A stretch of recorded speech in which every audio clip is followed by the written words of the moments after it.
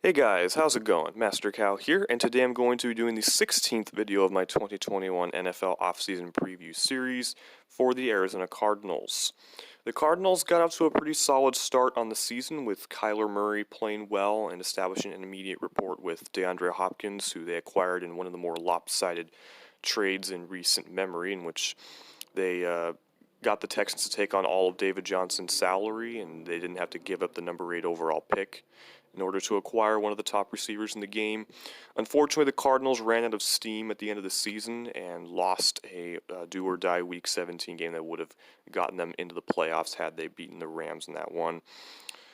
So, yeah, we'll see what the Cardinals do to take the next step in year 3 and perhaps be more of a force in that division.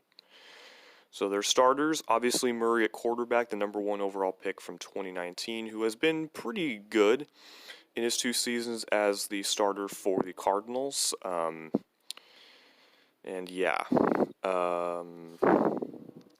He's been healthy for the most part, and he's been a very effective guy distributing the ball all over the field. At running back is Chase Edmonds, a 4th rounder in 2018. Edmonds split carries last year with Kenyon Drake. Drake is a free agent at the moment. Neither guy was very, very effective. Like, they were both solid but not great. So it's certainly an area where Arizona could potentially upgrade if maybe the right guy falls to them. But we'll see about that. At left tackle is DJ Humphries, a first-round pick in 2015 out of UF. The Cardinals re-signed him to a 3-year deal last offseason. He's a pretty dependable left tackle who's very healthy. The only knock on him is he's a bit penalty-prone. At left guard is Justin Pugh, a former first-round pick of the New York Giants, who's in, I believe, his 4th season with the Cardinals.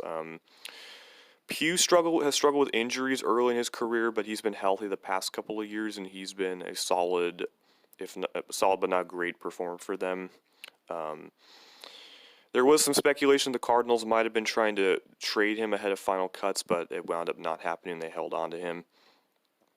At center is Mason Cole. I think he was a 3rd rounder in 2018.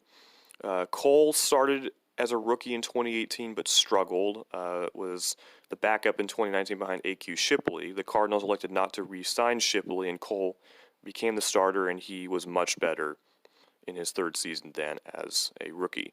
Whether he'll get an extension, though, I don't know.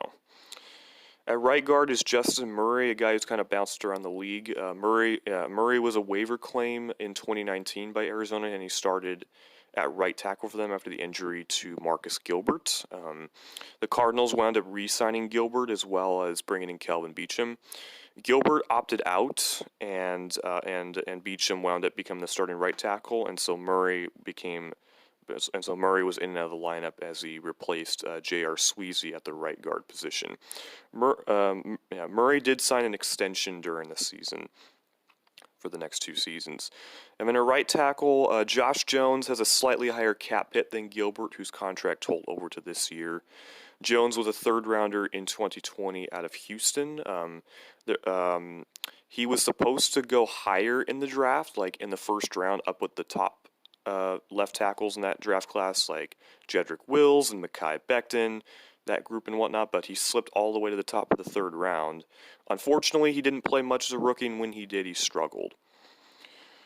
He could possibly be viewed as a successor to Humphries at left tackle, though, so we'll see if he can improve from there. Obviously, you got DeAndre Hopkins at wide receiver. Again, that trade was just a steal for the Cardinals. Hopkins had an outstanding season. He signed a 2-year extension with Arizona. I believe he's got 5 years under contract. So he and Kyler Murray will be teamed up for a long time. Next up is Christian Kirk, a 2nd rounder in 2018, I believe, out of Texas A&M. Kirk has been solid. He hasn't really put it all together yet, and he's also been buried on the depth chart. A lot of people were wondering if Kirk would wind up getting traded last season, but the Cardinals hung on to him, and we'll see if the trade rumors resurface this year as he's entering a contract year, and the Cardinals may not want to sign him to an extension. And then their number 3 wide receiver is Andy Isabella, second rounder in 2019 out of UMass. He hasn't played a whole lot in his 2 seasons in the league. He has had a couple of good games, made some nice plays in there, but otherwise, in a very deep Cardinals depth chart, he hasn't had a lot of playing time. And then Max Williams at tight end, former second rounder of the Baltimore Ravens in 2015, who couldn't stay healthy as a Raven, joined the Cardinals in 2019 and had a solid but not spectacular run there, but that was enough to get him an extension during that season. And he mostly split tight end 1 duties last year with Dan Arnold. Unfortunately, the Cardinals didn't really get a lot of production out of the tight end position, so it's something that they could look to upgrade from there. And on defense, you got Zach Allen, who was a third rounder in 2019 out of Boston College. Allen was injured a lot of his rookie season and played about, I think, 45% of snaps as a sophomore, and he did pretty solid. Defensive tackle is Jordan Phillips. He joined the Cardinals on a 3-year deal last offseason after he had a breakout season with 9.5 sacks for the Bills in 2019. Phillips, unfortunately, couldn't carry that over to this year, and he missed about half the year because of injuries. And then their other defensive end is Leki Fotu, who was a 4th rounder in 2020. He played a decent amount as a rookie, but didn't do a whole lot. Off the edge is Chandler Jones, who's considered one of the premier pass rushers in the NFL. Unfortunately, he suffered a biceps injury that made him only play 1/3 of the season. He was having a pretty good season before that injury, and he's set to enter his contract year. There was some speculation that the Cardinals could release him because of his huge cap hit, but their general manager said that they're not going to cut him, and so alternatively, I think the Cardinals will try to lock him up with an extension. Middle linebacker is Jordan Hicks, former Philadelphia Eagle, joined the Cardinals as a free agent in 2019, and he's been pretty dependable for them.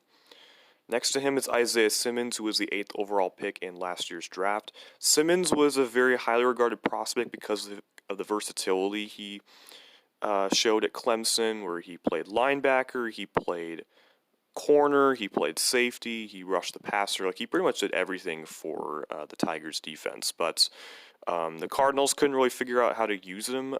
They wanted him to exclusively learn the middle linebacker position, and he wound up only seeing the field in about 1/4 of snaps and wasn't very impactful when he was on the field.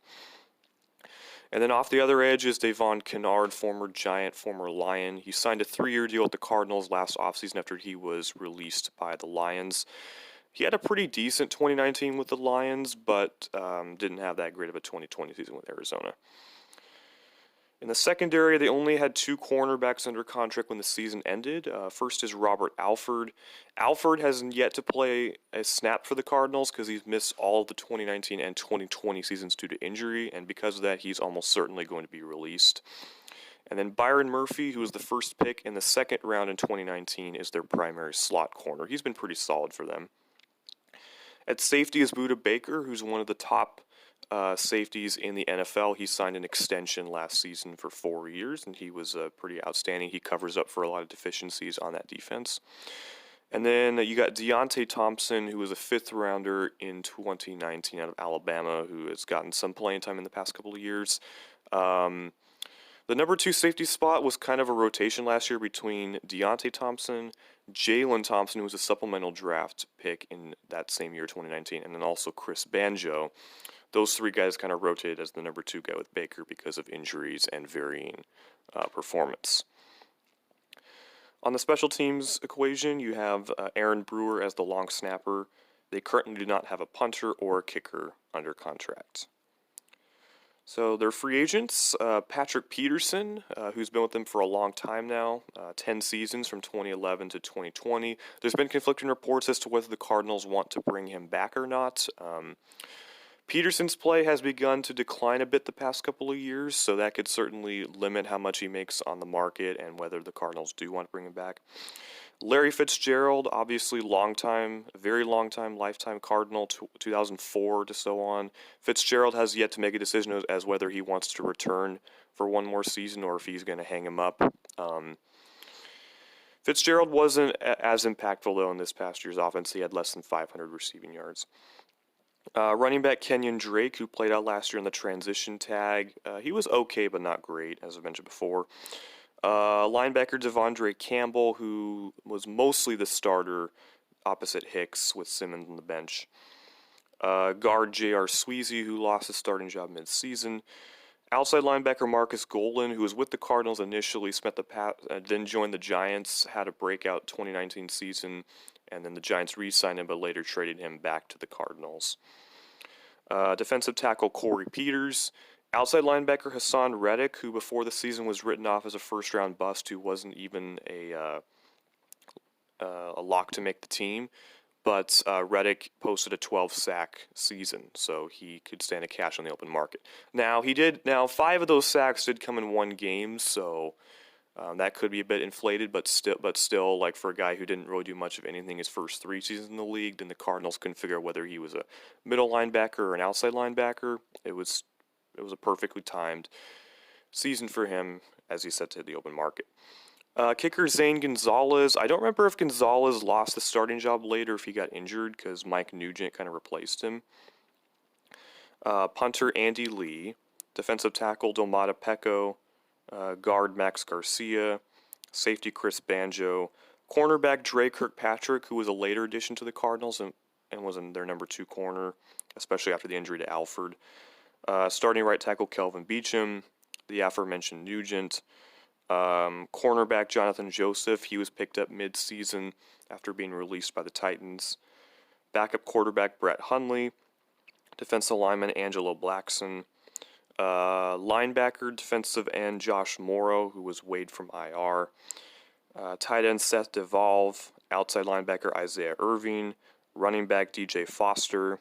Safety Charles Washington. Cornerback Kevin Peterson. Tight end Daryl Daniels. Linebacker Tanner Vallejo, tight end Dan Arnold, outside linebacker Kylie Fitz is an exclusive rights free agent, wide receiver Trent Sherfield is a restricted free agent, outside linebacker Dennis Gardeck is a restricted free agent, and linebacker Zeke Turner is a restricted free agent. Arizona has $11.17 million in cap space at the moment, so that's not a whole lot to work with, but they do have ways to open up cap space. So the needs for the Cardinals, I would say getting a upgrade at tight end is going to be important. Maybe adding some reinforcements to the defensive line. Cornerback, I'd say, is probably their biggest need right now with Peterson and Kirkpatrick free agents. If they wanted to maybe find a consistent running mate for Baker at safety as well, they could do that. If they wanted to upgrade from Chase Edmonds at running back, I could see them doing that. Like maybe if Najee Harris or Travis Etienne is available at the 16th overall pick, I could see them going for one of those guys. And then I could possibly see them adding another offensive lineman.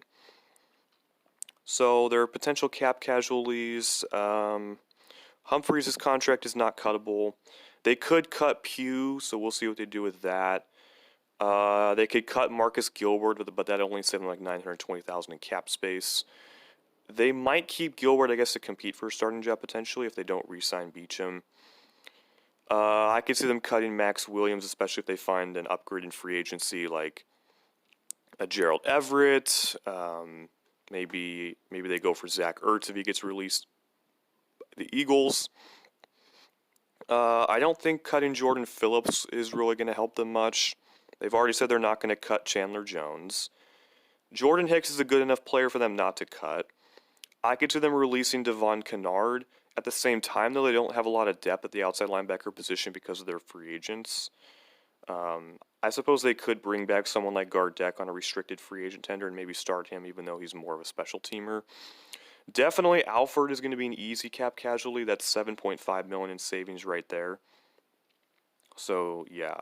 So then it really depends. The Cardinals can really save, I guess, between 10 to like 20 million in cap space, depending on the types of moves they make. But they also have a lot of guys, that are on rookie deals starting, like Murray, Edmonds, Cole, Kirk, Isabella, Simmons, and then some of the guys they have committed to with second contracts, Jones, Murphy, Humphreys, Hopkins, they're key players. So there isn't a whole ton of availability or flexibility for the Cardinals to upgrade, so we'll see what they do.